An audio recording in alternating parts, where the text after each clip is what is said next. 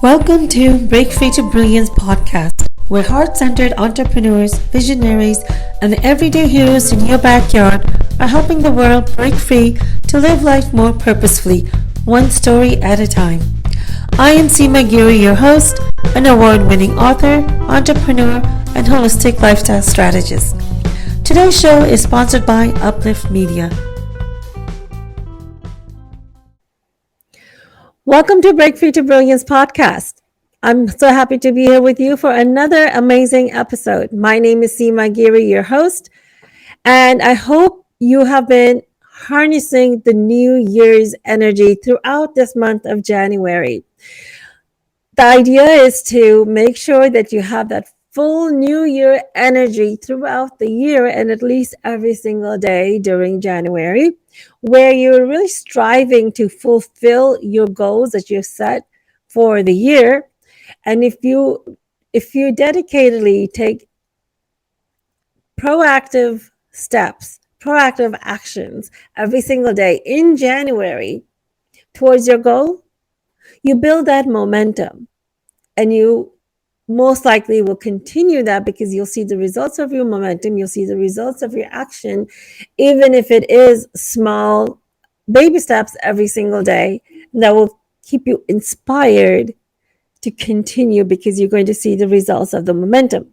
How do you see results in your business or anything you do in life? Is by taking daily small steps, daily small actions, even if it feels like it's not doing anything, but you're having that needle point movement, like the seconds on a clock. They move 1 second at a time, one minute step at a time, and before you know it, by the end of the day, they have moved hours. And that's exactly what you want to keep in mind as well. That's how you want to move. So today I wanted to talk to you about what to do in the pending recession. There's been so many conflicting views around that. Are we in one? Is it coming? Is it going to be a big one? Is it going to be like 2008? Or is it going to be different? This morning in the news, I heard an expert say that it's going to be a mild one. And if people are so confused, they don't know what to do, they don't know how to behave, and they don't know what steps to take. So that's what I want to talk to you about today. What steps should you be taking right now to make sure that you're not impacted greatly with what is to come? Economy is certainly changing every day. So one thing that you need to be doing is to continue to work on your business. Continue to keep taking action. This is such a great time of confusion that many people are stuck. They don't know what to do. They're paralyzed. They're in that mode, what do you call analysis paralysis, right? So while they're doing that, you keep busy in your work. You keep moving proactively with your plans and your goals on a daily basis. Just double down and do the work. And you'll be much further ahead in your business than anyone else would be. Fear is natural to have, right? Fear is natural to have when we're uncertain of what's going to happen. One thing for sure is that there's going to be changes. That is sure. That is for sure. That has always been the constant thing. Change is going to happen. And how do you prepare for the change in your business? One is to be really aware of what is happening.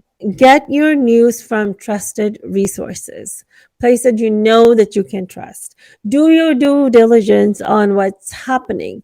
But everyone is coming up with this when you're on social media. Everyone has a different view. So don't get sucked into someone else's views, right? Do your own due diligence and see how you need to pivot in your business, right?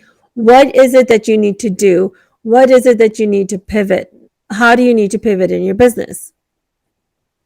This morning on my Facebook Live, I talked about five steps to resilient marketing. And I heard this from Sage Levine in one of her programs. And she said that this is a time to really focus on these 5 areas. Number one is not to just have a solution, but create an individualized solution, right? Your story and values come first. You want to share that first. And then you want to share your content. It's not always about just your content. People want to know who you are. Who are you? And why are you doing what you're doing? And why should I listen to this person? How do I relate to them? Just think of how, when you are looking for your resources, when you're looking to expand, and when you're looking for a mentor, what do you look for? That's exactly what everyone else is looking for as well. And you also want to talk about not just what you want to say, but how does it relate to what the world needs at this present moment? Are you relevant? Are you relevant to your time and what is happening? How do you make your business relevant to what is happening today? And what are you saying? Is it magnetic? Is it landing to the people that you are addressing to? Is it landing to your target audience? So you want to be mindful of that. And you also want to connect to what is your overall bigger transformation with your business? What is that overall main thing that you're trying to do? So, for example,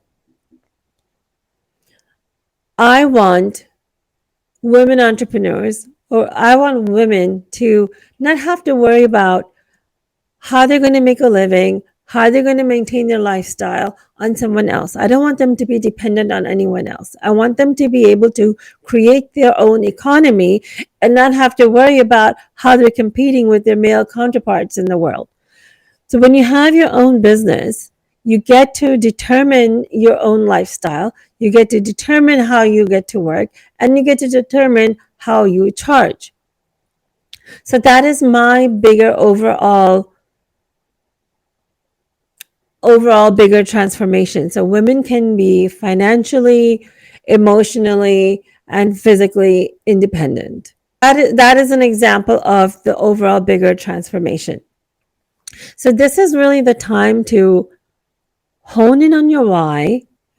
Maybe focus on one area that you really want to grow and go with that message. How is your business going to support people during this economy with the impending recession, or the recession that we're in? Whatever you are seeing people within your target audience worrying about, you want to address that, and you become known, seen, and heard as the expert in your area. In point number 2, I talked about how sharing your story and your values, why you got started in your business, is really important.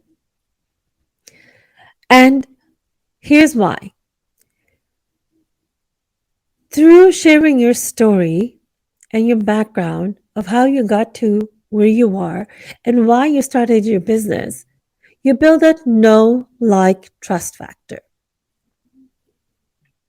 People do business with people who they know, like, and trust. And to build the know, like, trust factor, one needs to spend some considerable amount of time with you. And I found that a book is a great way to do that. One, it takes less time for you. You get to impact more people, your greater audience at large across the globe. It really builds that credibility, and it positions you as the authority in your field. 80% of people around the world want to write a book, but only less than 1% actually publish their work.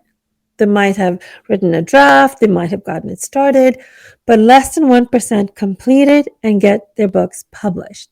So that's a great way to stand out in itself. People know that it is not easy to write a book. It takes considerable amount of time, effort, and money to do that. So that alone just positions you differently from everyone else.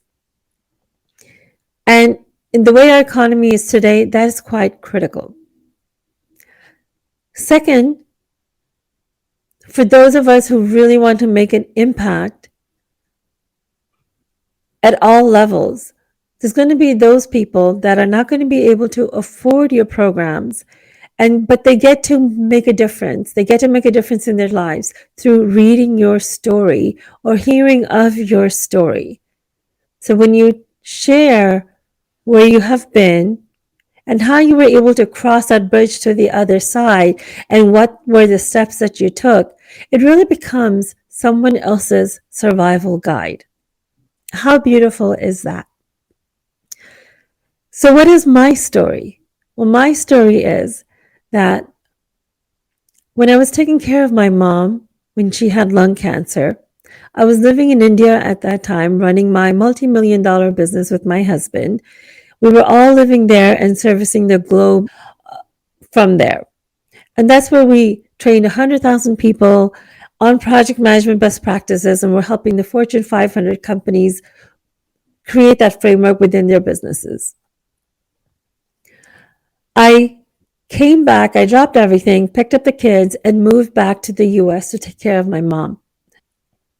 And one day I was sitting at the foot of her bed, holding her hand and just loving her and taking care of her.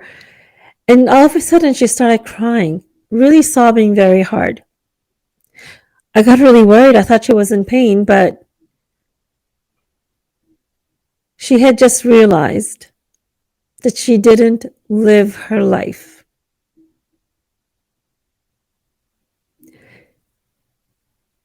Here she is on her deathbed, crying her heart out, that she wished she made the effort of finding out who she was and what she was meant to do. My mom grew up in a small town in India, and by the age 14, my grandfather got her married off to my father. And since then, she's just been taking care of the in-laws, the family. We moved to the US, just trying to create a life over here, raising 3 kids, and never really got the time to focus on herself. She was a really good student, and she wanted to study more at that time. But she had so much anger and resentment that she said, you know what? If this is the life I was meant to live, this is how it's going to be, and I'm not going to do anything else about it. And she realized that was a wrong decision when it was too late. I didn't know what to do, so I just continued holding her hand and just letting her frustration out through her crying, through her tears, and through sharing her feelings. This was the first time I actually heard my mom's heart. And I'm sitting there crying with her as well. She said, I didn't fully live. I didn't get to live my life. And at that instant, it struck me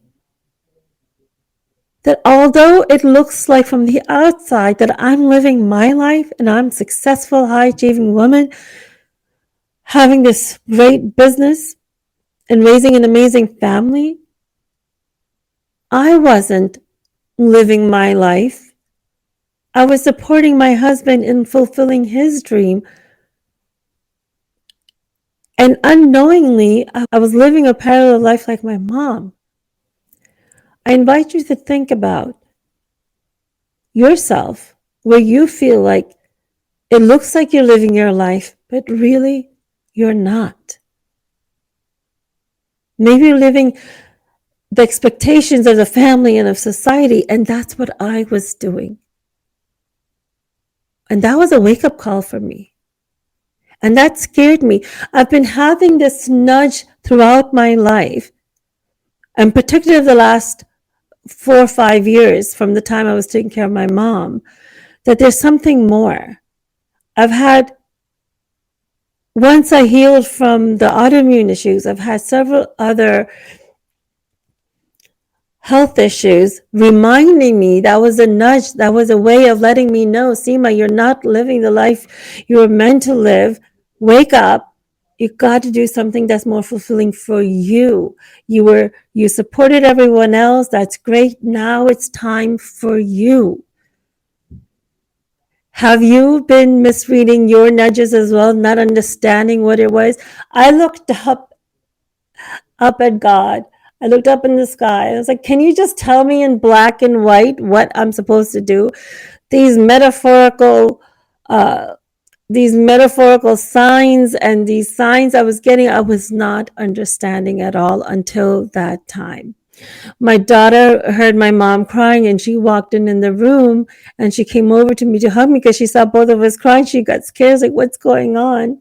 And I looked at my daughter. She's 13 years old at that time. I was like, wow, is she going to live that same way? And that's when I knew that day that I need to break the pattern in my family. And once I embarked on that journey, I realized I'm not only just breaking the pattern of for the next generation, but I'm also healing the generational impact of women in our family, in my lineage, that were not able to fulfill their dream. And that's when I started sharing about my healing journey. I didn't realize it was important. And for many years, I didn't realize my story was important and that it mattered. But when I started sharing my journey, that was one of the impulses I got. I started sharing my journey at different networking events. And I was exploring what other things I could be doing on my own. So I started sharing my story, and women were thanking me for sharing the story because it gave them an opportunity to see how they could change their lives, and that they were not stuck where they were. They could rely on their intuition and follow their gut feeling to success. Had I listened to my 11 doctors who said that I was a hypochondriac and continued to give me medicine and then told me that I was going to be bedridden for the rest of my life, I would not be doing what I am doing today. When I saw the biggest impact of my stories, when I shared my story in the Authorities Anthology with Dr. John Gray from Men Are From Mars, Women Are From Venus series, that's when I knew that this is what I'm meant to do. I'm meant to help other women find their voice and share their story, share their message. So I would love to support you in your journey in becoming an empowered entrepreneur. And I offer a 30-minute break-free strategy session, and we can work on what is your book strategy and whether this is the right time for you to write your book. Depending on where you are on your entrepreneurial journey, it may or may not make sense for you to embark on your writing journey. But either way, I'd be happy to discuss that with you. So you can connect with me. I'll have my contact information in the show notes. And don't forget to join my Shine Your Brilliance Facebook group on Facebook. I hope you got some key takeaways in this episode. And I'll see you next time. Until next time, this is Seema. Thank you for joining us for this interview. I hope you've gained some insights and or tips that you can implement right away. For more interviews like this, visit our YouTube channel, Break Free to Brilliance with Seema Giri. Until next time, have a great day.